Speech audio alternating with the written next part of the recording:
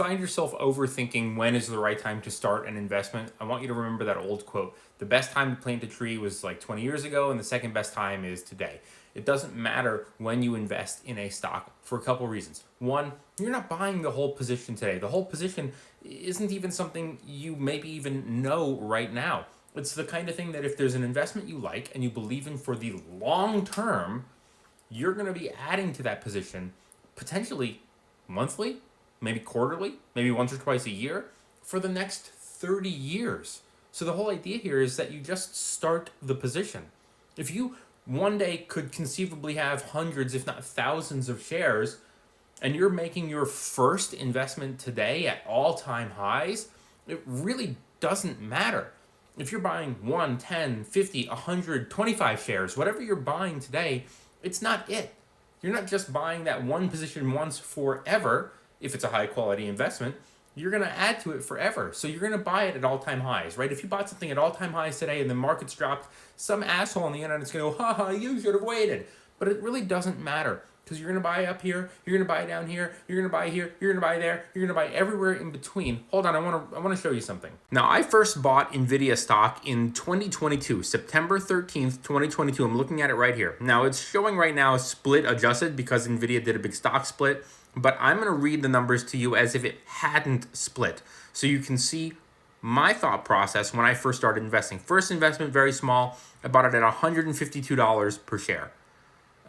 2 weeks later, it was $123 per share. Now, 152 was probably the all-time high at that point. And then I bought it and it dropped to 123. And then on October 13th, it dropped to $110 per share. I bought more. Then it went to $154 per share in December of 2022. I bought more. It went to $226 in March of 2023. I bought more. It went to $389 in June of 2022. I bought more. Then it went to $455 in what is this? August of 2023. I bought more.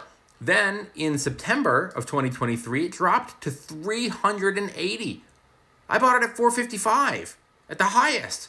And then it went to $380. I bought more. It went to $400 in December of 2023. I bought more. In March of 2024, it was $800 per share. I bought more. Then in June of 2024, it was $1,256 a share. I bought more. Even on the last position that was purchased at $1,256, which is now split adjusted to $125 per share, I'm up 49%. And if you go back to the earlier stuff, even the stuff that was 200, 300, 400, I'm up 700, 380, 422, and my very first position is up 1,100%.